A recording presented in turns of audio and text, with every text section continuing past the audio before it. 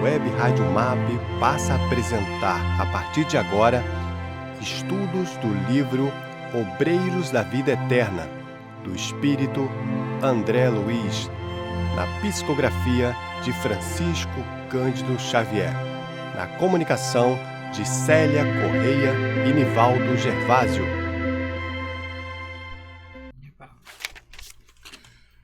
Bom dia, companheiros. Bom dia, Célia. Bom dia, Nivaldo. Mais uma manhã de terça-feira, estamos aqui com vocês para dar continuidade a essa leitura com estudo, né? Com contextualização desse livro de André Luiz, Obreiros da Vida Eterna.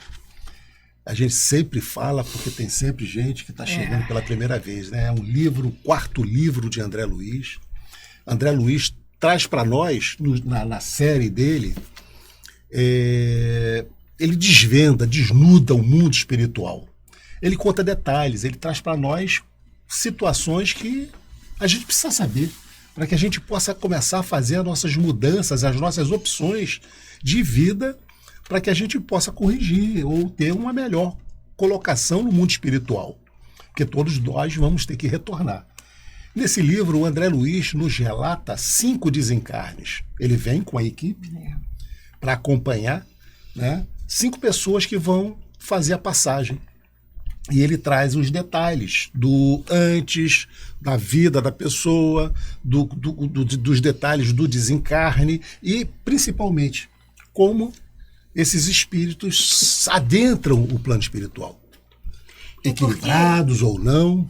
Porque a obra de Kardec, ele nos dá esse todo. São as obras básicas. Nos possibilita entender da onde nós viemos, o que nós estamos fazendo aqui e para onde nós iremos. Mas André Luiz entra nos detalhes. Mais do que ninguém, ele nos esclarece, ele nos diz o dia a dia, porquê das coisas, nos esclarece sobre o mundo espiritual, ele nos põe a par. Com a visão médica que ele tem, ele aproveita para nos trazer detalhes orgânicos daquelas pessoas que estão ali, dos motivos dos sofrimentos, dos detalhes. Né? Por exemplo, nesse livro, André Luiz nos narra aquele desencarne do Dimas.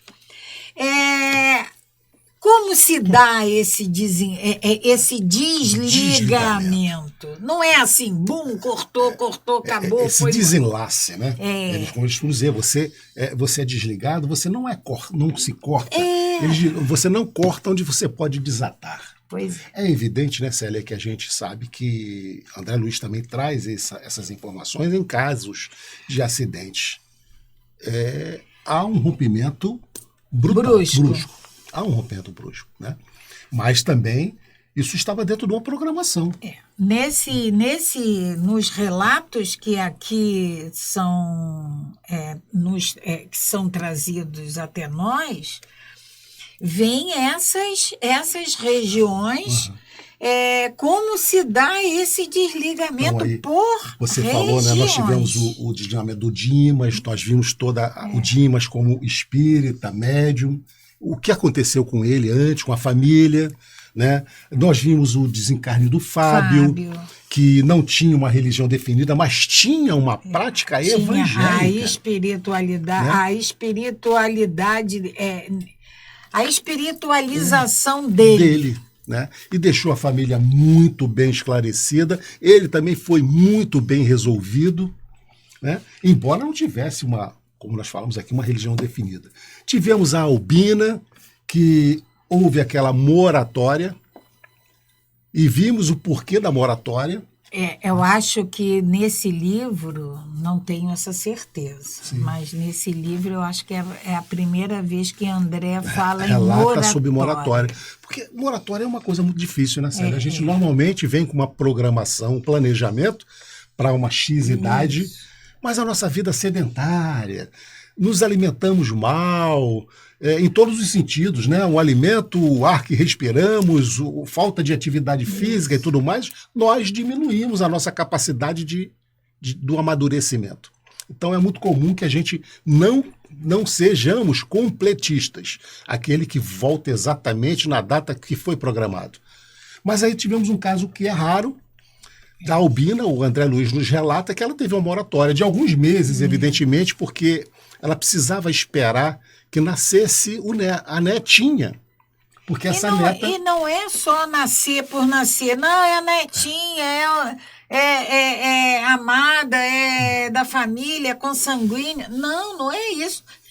Tinha um objetivo maior. A morte dela poderia causar um transtorno maior à filha, e a filha poderia até perder essa gravidez. E a neta que vinha nascendo, ela tinha um planejamento muito importante na continuidade da obra evangélica que a Albina conduzia. Então, veja o propósito da moratória, né? Depois nós tivemos o Cavalcante, Célia. Cavalcante é aquele que deu um trabalho muito grande por ser católico, tinha arraigado nas suas concepções aquela imagem do céu, do inferno, do purgatório, e ele, somado com a culpabilidade que carregava do desfecho do seu casamento, ele achava que ia para o inferno. Então ele se agarra de todas as formas ao corpo físico e dá muito trabalho. E continua, evidentemente, dando trabalho ao desencarnar. E nós estamos agora na Adelaide. Adelaide, ela tem uma instituição, ela conduz uma instituição de idosos, né? Nós percebemos lá a presença do Dr. Bezerra de Menezes colaborando espiritualmente.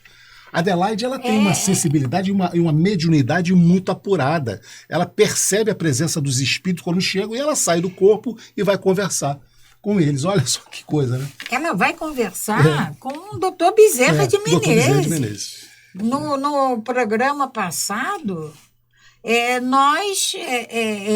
nós mencionamos, foi relatado a conversa que eles tiveram. Então é só ela tem uma instituição que cuida de idosos, uma instituição espírita. Ela é a pessoa que fica à frente dessa instituição, só que chegou a hora. Chegou o momento planejado por ela de deixar o corpo físico. Mas ela está preocupada. Não excessivamente, mas está preocupada na condução. Quem que vai conduzir? Se as pessoas, as colaboradoras, se os colaboradores vão efetivamente dar continuidade a essa obra. Essa é a preocupação dela. Apesar de todos serem extremamente dedicados, todos serem moralmente elevados, compromissados com a obra. E aí, ainda assim, ela está preocupada. Se a gente trouxer para nós, né? Por mais que a gente tenha certeza que os familiares vão dar continuidade às vidas, nós vamos também ficar preocupados com os filhos, com os netos ou com os familiares. Então, a Adelaide, muito naturalmente, também está preocupada. Então, como está muito próximo já a data do seu desencarne, é praticamente no dia seguinte, nós estamos exatamente no trecho em que a equipe, André Luiz e o Jerônimo, vai levar a Adelaide para uma reunião no plano espiritual. A Adelaide vai ser levada para a casa transitória, onde lá ela vai participar de uma reunião, e todos aqueles colaboradores da Adelaide também serão deslocados para o plano espiritual enquanto estiverem dormindo. Essa reunião não vai ser no plano físico, é no plano espiritual.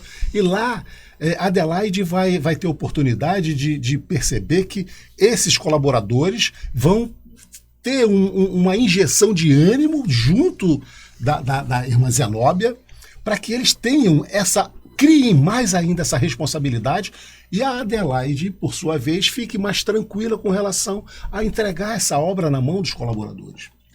Então nós vamos continuar, né, Célia, a ler, mas antes vamos fazer a nossa prece, sempre pedindo a Deus que nos ilumine, que nos proteja, que essa equipe espiritual que conduz esse estudo possa nos incentivar, nos intuir, nos inspirar, para que a gente, junto com vocês, possamos ter um melhor proveito desses ensinamentos. Graças a Deus. Graças a Deus. Quer começar nisso, Célia? Então, continuando o relato de André Luiz. No decurso do dia, Jerônimo e a diretora da Casa Transitória combinaram medidas relativas à reunião à noite. Essa reunião da noite vai ser levada a Adelaide e os colaboradores encarnados para o plano espiritual. É uma reunião no plano espiritual. E muitas das vezes a gente participa e não sabe, Célia. Nós participamos dessas reuniões, né? E são os sonhos que nós temos. Só um adendo aí, sim, porque sonhar todos nós sonhamos. Por que falar isso? Porque é muito comum a gente ouvir relatos aí, eu não sonho, sonha sim, sonha. Você não lembra. Você não lembra, mas você sonha. Ou seja, você sai do seu corpo físico, você sai em atividades espirituais. Todos nós, sem exceção, ao colocarmos esse corpo físico para repousar, o nosso espírito vai ao mundo espiritual. O assistente empregaria todo o esforço para que a organização fisiológica da enferma, da Adelaide, estivesse nas melhores condições, enquanto 2 ativos auxiliadores de Zenóbia se incumbiriam de cooperar para a condução do pessoal de Adelaide à Assembleia. O pessoal de Adelaide são os colaboradores que vão ser convidados para essa reunião. O dia, desse modo, estava cheio de tarefas referentes à articulação prevista. A gente percebe a nossa vida, tudo assim, muitas das vezes no improviso. Dá tempo de fazer, sobrou um tempinho, eu vou fazer aqui. E no plano espiritual igual. Mas no plano espiritual, tudo é programado. O dia, desse modo, esteve cheio de tarefas referentes à articulação prevista. Já estava tudo previsto. Mas é o que a gente sempre diz aqui, né, Célia? É trabalho. É trabalho. Nós vamos continuar trabalhando. Aqueles que queiram, evidentemente, vão continuar trabalhando, porque no plano espiritual a vida continua. A vida continua, só não vamos ter essa matéria, mas o espírito, a imagem, a aparência será nossa.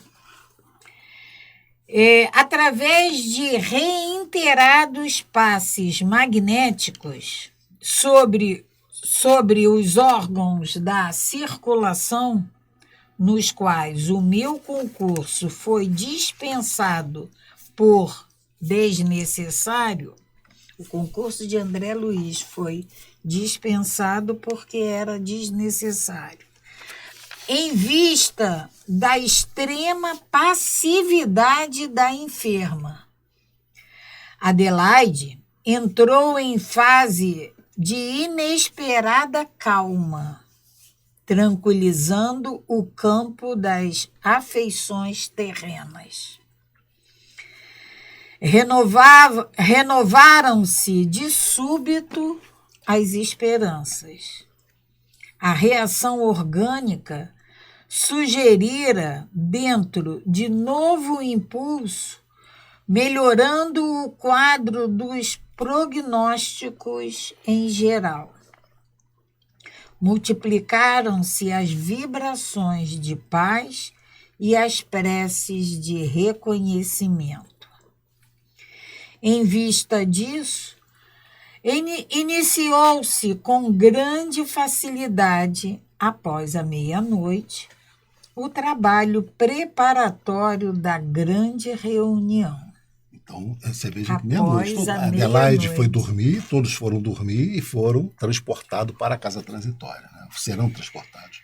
auxiliadores de nosso plano trouxeram companheiros da instituição localizados em regiões diversas, provisoriamente desenfaixados do corpo físico pela atuação do sono. É como nós falamos. Todos nós nos desenfaixamos dos nossos corpos físicos e vamos ao mundo espiritual.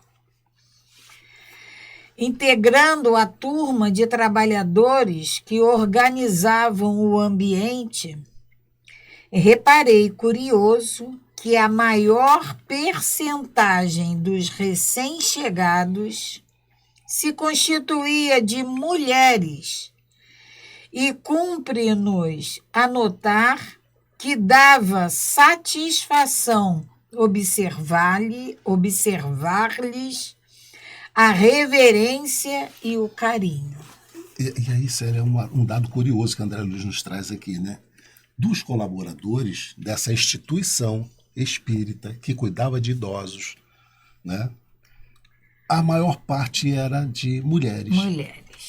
E a gente observa isso nas casas espíritas. E ainda ontem nós estávamos comentando isso no nosso estudo presencial. A grande quantidade, porque esse comentário, ontem surgiu esse comentário, que o grande número de participantes nas reuniões é composto de mulheres. Eu acho que se você vê, deve ser 80% ou mais. Né?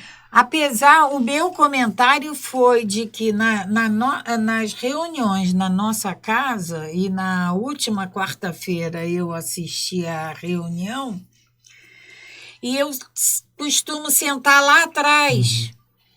E aí eu estava reparando... A frequência de masculina e feminina. Já tem uma grande quantidade de homens sozinhos participando. Buscando, né? Mulheres ainda em maior número, mas todos traziam a mente polarizada na prece. Todos traziam a mente polarizada na prece. Que bom. Em favor da benfeitora doente, para elas objeto de admiração e ternura. Fitavam-nos respeitosas e tímidas, endereçando-nos pensamentos de súplicas, sem lembranças inúteis ou nocivas. Os poucos homens que compareceram estavam contagiados pela veneração coletiva e mantinham-se na posição sentimental.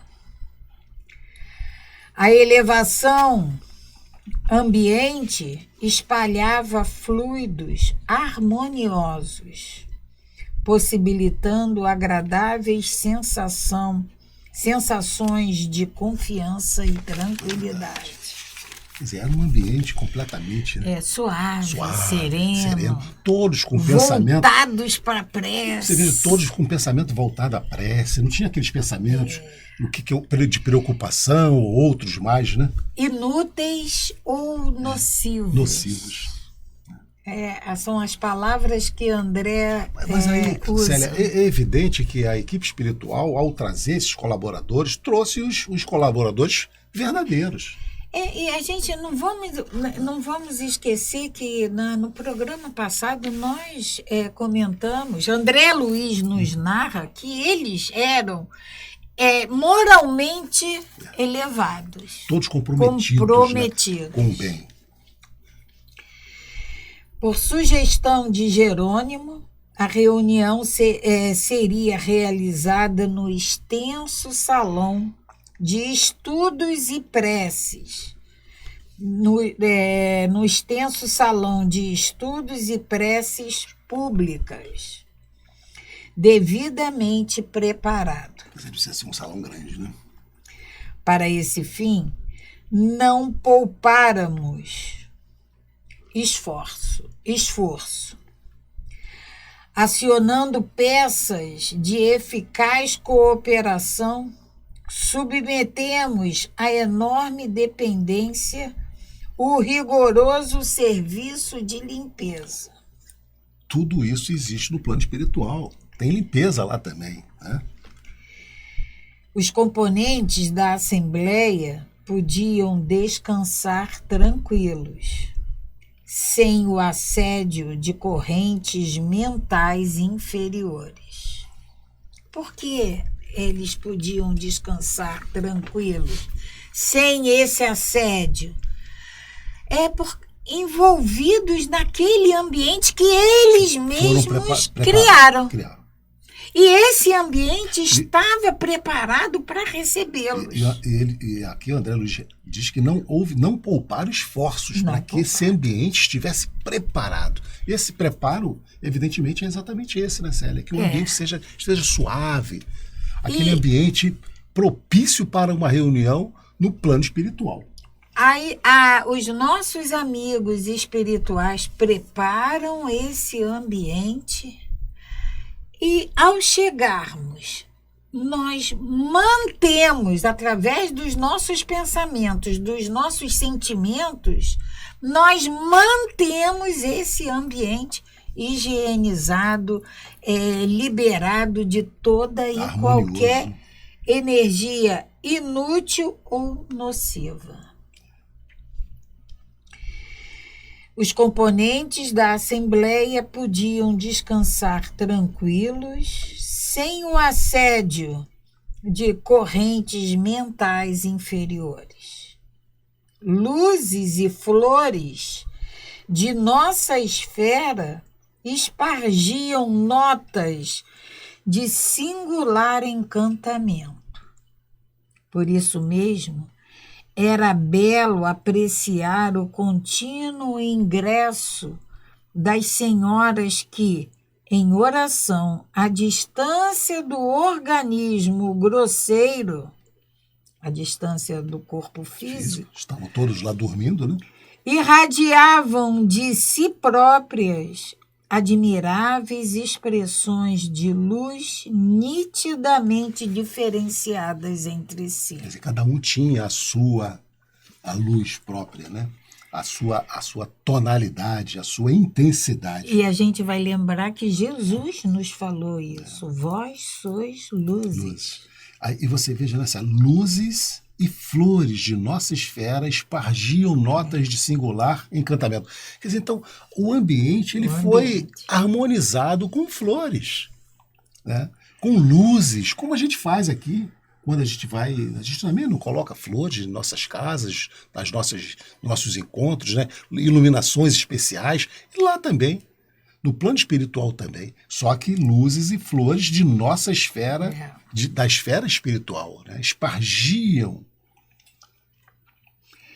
Conservava-nos juntos de todos em atitude vigilante, para manter o imprescindível padrão vibratório, quando, em seguida à primeira hora, a irmã Zenóbia, acompanhada de beneméritos amigos da casa, deu entrada ao recinto conduzindo Adelaide, extremamente abatida. Então, só uma hora da manhã é que Adelaide foi trazida, né? E adentrou a sala com a irmã Zenóbia. A diretora da organização transitória de Fabiano tomou o lugar de orientação e, antes de interferir no assunto principal que a trazia até ali, ergueu a destra, rogando a bênção divina para a comunidade que se reunia, atenciosa e reverente.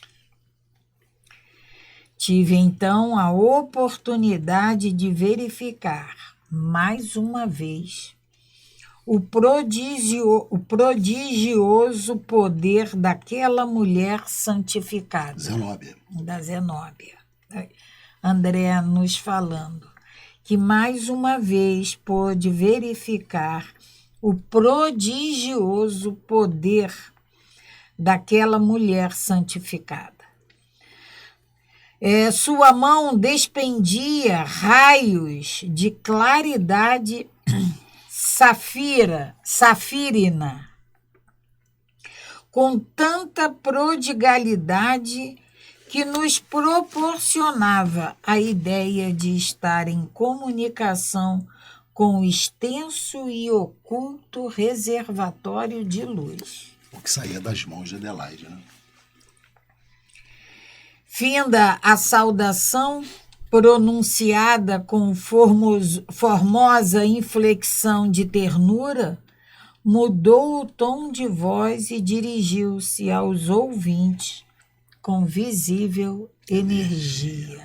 A Zenóbia, agora ela vai dedicar algumas palavras aos servidores, aqueles que colaboram com a Adelaide lá no plano terrestre, que vão ficar à frente da obra.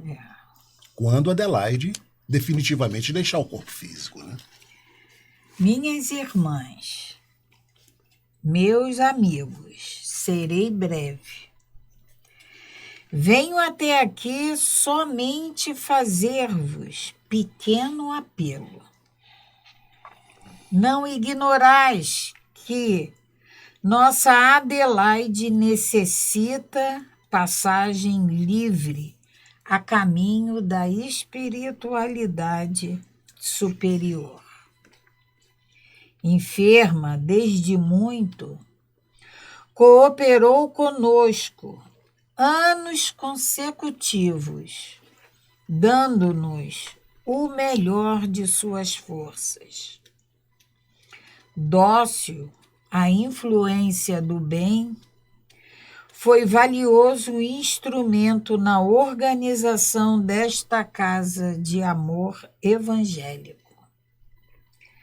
Administrou a obra com cuidado e muita vez em nosso Instituto de Socorro, fora dos círculos carnais, recebemos preciosa colaboração de seu esforço, de sua boa vontade. Ou seja, Adelaide, nesse desdobramento do sono, ela ia lá ajudar. Então ela trabalhar. Então, Célia, ela tinha a tarefa dela quando encarnada, na condução lá do asilo. Quando ela deitava para dormir, o corpo descansava. Mas o espírito de Adelaide ia trabalhar, continua trabalhando. Né? E aí, de manhã cedo, volta. Vamos trabalhar de novo. Né? Endereçou o olhar firme à assistência e obterou. Por que a detens? A irmã Zenóbia perguntando, por que a detens? Está se referindo às colaboradoras. Por que? Por que vocês estão querendo que ela continue encarnada ali? Porque a Adelaide já está muito debilitada fisicamente. Já está na hora Mas dela. Sabe aquele doente, né? Não, vamos dar alguma coisa para que ele melhore, uma alimentação maior. E se depender da nossa vontade, ele quer que ele fique aqui para sempre. Exatamente, não quer que a pessoa faça a passagem, não quer que ela deixe o corpo físico. Mas a gente tem que entender que, olha só o que ela diz, por que a detendes? Por quê? Por que a gente quer manter, muitas das vezes aqui, sabe? Tudo bem, é egoísmo nosso, sério. É egoísmo nosso, a gente não querer. Mas é saudade. Não, é egoísmo, porque ela já atingiu a maturidade espiritual, ela precisa deixar o corpo físico. Né? Então por que a gente vai ficar, muitas das vezes, os nossos entes que já estão debilitados fisicamente, precisando... A gente precisa ter um pensamento, Célia, de liberação. Né? Essa máquina física, ela, com o tempo, ela desgasta. Se nós cuidarmos dela como devemos, ainda assim ela vai desgastar. não cuidando, aí desgasta mais rápido. Mas a ainda. gente fica tentando buscar alternativas, soluções para que a pessoa não vá. Não vá. Não vá. Né? Há dias, o quarto de repouso físico da doente, que nos é tão amada, permanece enlaçado com pensamentos angustiosos. São os pensamentos, nossos pensamentos, quando a gente não quer reter os nossos entes queridos já adoecidos, muitas das vezes em final de linha.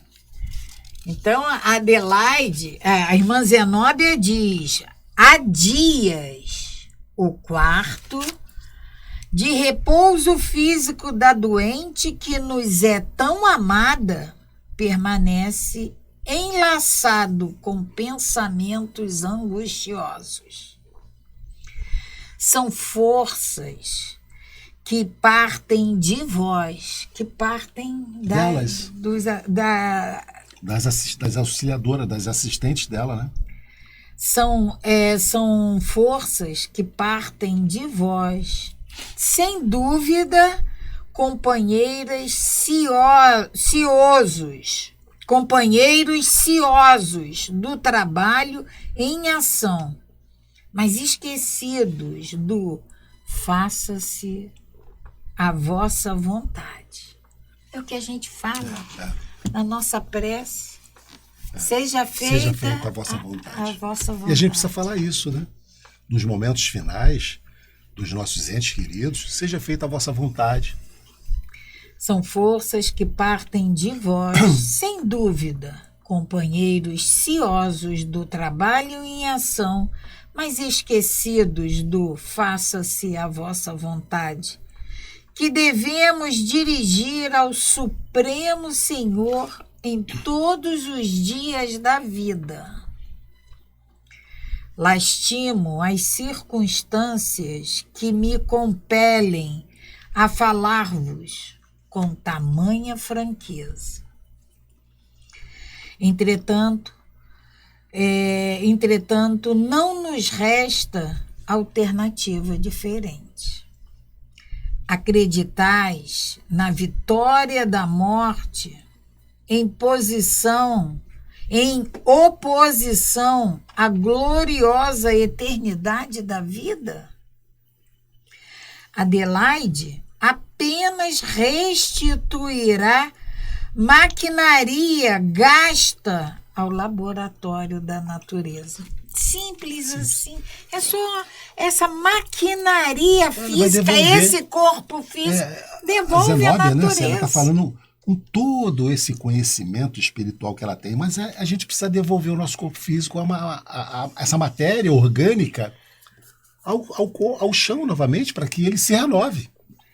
Continuará, porém, contribuindo nos serviços da verdade e do amor, com ânimo inescindível. Então, mas a gente, apesar de nós sabermos que a vida continua, que Adelaide, com toda essa elevação espiritual dela, que ela vai permanecer ali auxiliando, mas a gente não vai estar vendo, não vai estar tocando. Então a gente não acredita. A gente quer ela então, aqui. A Zenóbia está dizendo exatamente isso. Agora, ela não vai precisar ficar uma parte do dia encarnada, trabalhando, e depois... Não, ela vai trabalhar as 24 horas do dia agora, inclusive para a obra. Continuará, porém, contribuindo nos serviços da verdade e do amor com ânimo inescindível.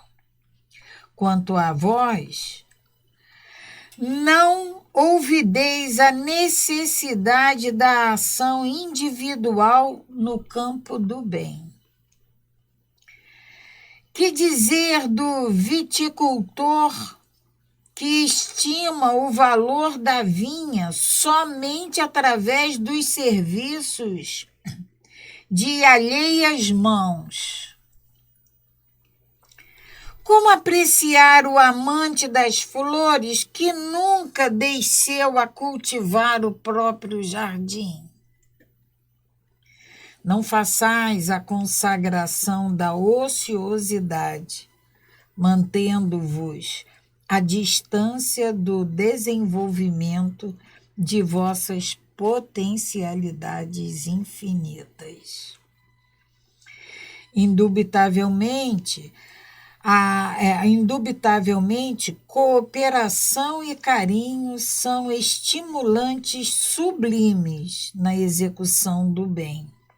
Mas há de evitar a intromissão do fantasma do egoísmo a expressar-se em tirania sentimental. Olha, isso é importante, né, Célia? A intromissão do fantasma do egoísmo a expressar-se em tirania sentimental. Muitas das vezes a gente esconde esse nosso egoísmo através da demonstração de sentimento. Aí a gente fala que é vou saudade. sentir essa saudade. Mas é o que a irmã Zenóbia está dizendo aqui. A gente sabe o que criança quer porque quer? Não interessa que está vegetando, eu quero aqui. Essa expressão de tiranismo e do nosso egoísmo. Não podemos asseverar que impedes propositadamente a liberação da companheira de cárcere. A existência carnal constitui aprendizado demasiadamente sublime para que possamos reduzi-la à classe de mera enxovia comum. Cárcere, né? É cárcere. A doutrina espírita diz que quando o espírito nesse corpo, animando esse corpo físico, ele Estamos se encontra num cárcere. É um prisioneiro da matéria. Enquanto encarnado, nós, espíritos, estamos presos a essa matéria. Não, meus amigos, não nos abalançaríamos a semelhante declaração. Referimos-nos tão somente ao violento impulso de idolatria a que vos entregais impensadamente pelos desvairios da ternura mal compreendida. Esse impulso violento da idolatria. Mas não é assim que a gente se comporta quando aquele ente muito, muito amado, ele está prestes a partir e a gente fica, como é que vai ser sem ele? Ai, mas que falta que ele vai fazer? Não sei como é que... Ficamos aprisionando esses entes queridos, muitas das vezes, né? A aflição com que intentais reter a missionária do bem é filha do egoísmo e do medo. Mas não é o que nós sentimos? Medo. Como vai ser sem ele aqui? E agora? Como que eu vou, meu pai ou minha mãe? Nivaldo, a gente está falando isso, imagina os apóstolos quando Jesus partiu. Jesus só. E nós aqui ficamos assim desesperados e lá atrás. E ele não partiu. A gente sabe que ele não partiu. Sim, os nossos amores também não vão partir. Não vão. Né? Não vão partir. É só mudança de plano.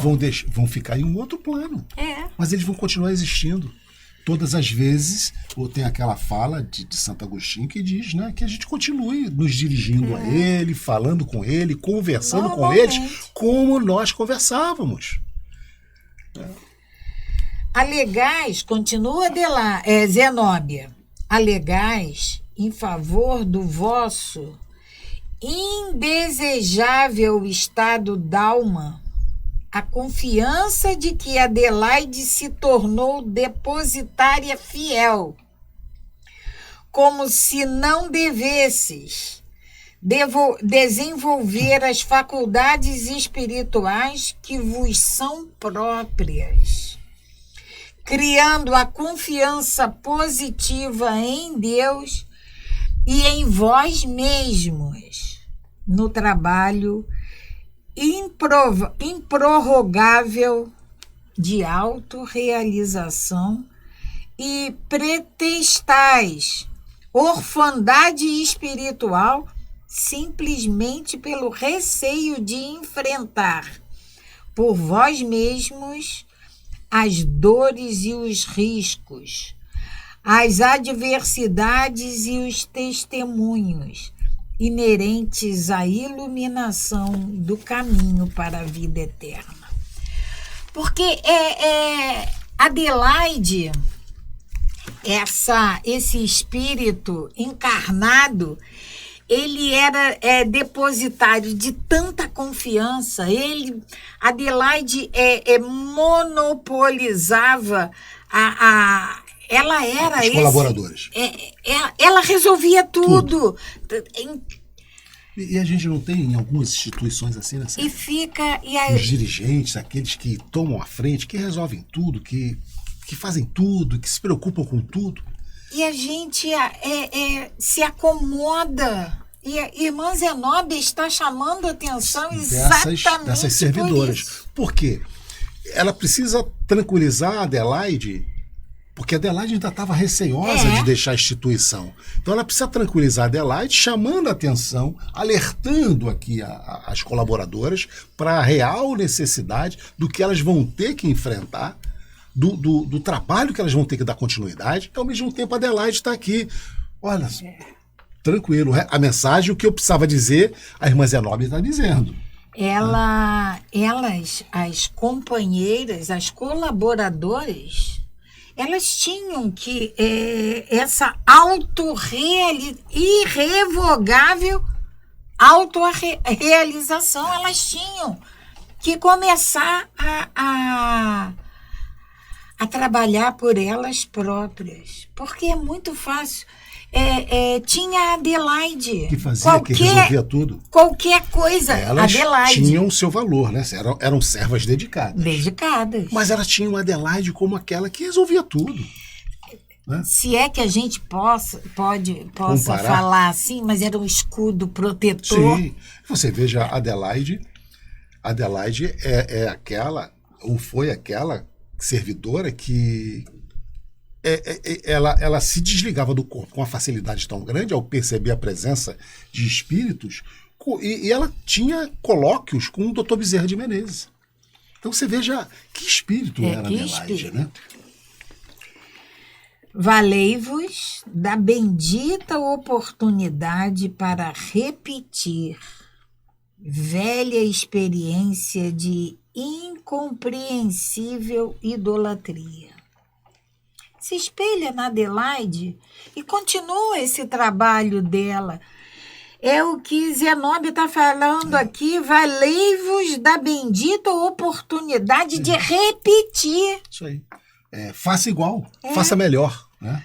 Convertei-vos, companheiros de boa vontade, mas tão necessitados de renovação e luz quanto vós mesmos, em oráculos erguidos em pedestais de barro frágil.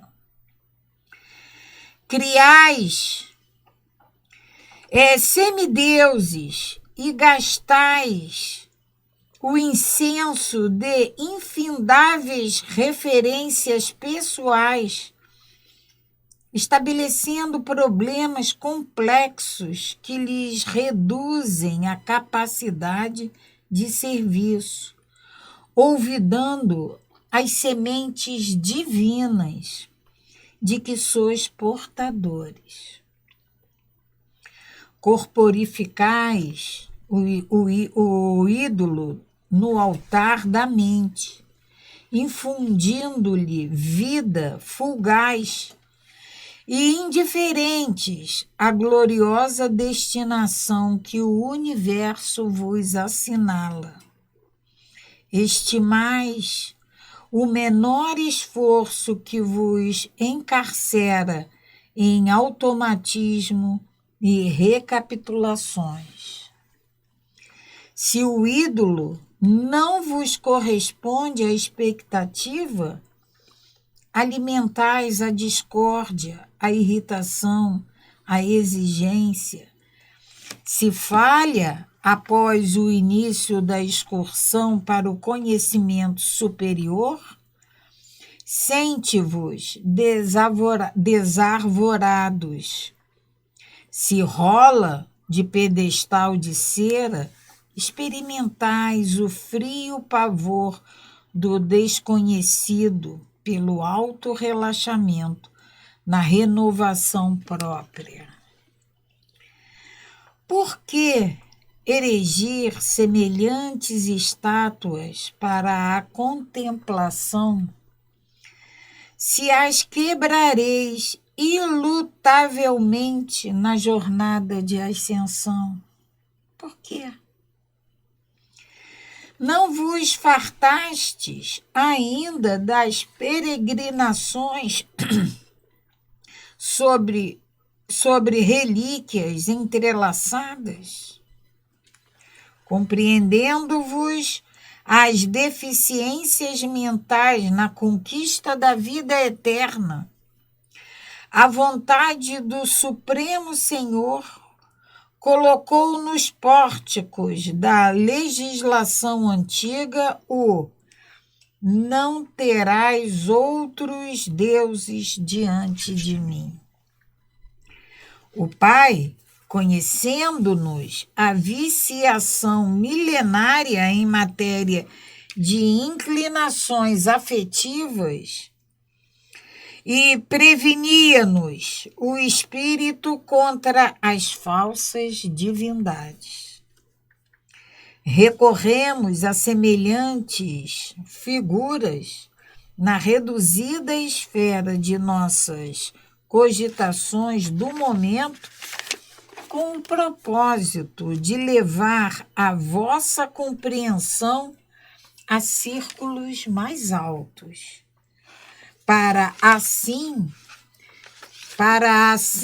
vos desprenderdes da irmã devotada e digna servidora que vos precederá na grande jornada libertativa. Então, são palavras de incentivo que a irmã Zenóbia, nesse momento, é uma palestra que ela faz, né? As servidoras da Adelaide, para dar esse incentivo dela, despertar mais ainda a responsabilidade dela diante da obra que a irmã Adelaide vai ter que, provisoriamente, se ausentar do corpo físico, da parte física, mas que vai continuar no campo espiritual, dando todo o apoio. E a irmã Zenóbia, ela usa o exemplo desses ídolos que nós criamos, que eles se desmancham, eles caem, expectativa criadas por nós, mas que são simples encarnados deficientes e que, ao cometerem qualquer deslize, aí nós nos decepcionamos, E aí... E ela vem dizendo... recorremos a semelhantes figuras na reduzida esfera de nossas cogitações do momento, com o propósito de levar a vossa compreensão a círculos mais altos, para assim vos desprenderdes da vossa irmã digna servidora que vos precederá na grande jornada liberativa. Então, é esse incentivo que elas precisam ter. De tentar fazer melhor, faça igual, faça melhor. É a oportunidade. Muita da gente se esconde atrás daquele que está fazendo. Claro, ele faz, então, ele tá é bom, perfeito, tá ele faz para mim. Eu vou ser eficiente, mas aqui eu vou sempre ficar na sombra. E a irmã Zenóbia está dizendo que eles vão ter agora a grande oportunidade de... Então chegamos mais uma vez ao fim Então, agradecendo a vocês, a presença de todos vocês, agradecendo a esses amigos espirituais que aqui estiveram e sempre estarão conosco e, acima de tudo, agradecendo a Deus, nosso Pai. Paz e bem, paz e luz. Paz, muita paz. A Web Rádio MAP apresentou o programa Estudo do livro Obreiros da Vida Eterna, de André Luiz, na psicografia de Francisco Cândido Xavier. Na comunicação de Célia Correia e Nivaldo Gervásio.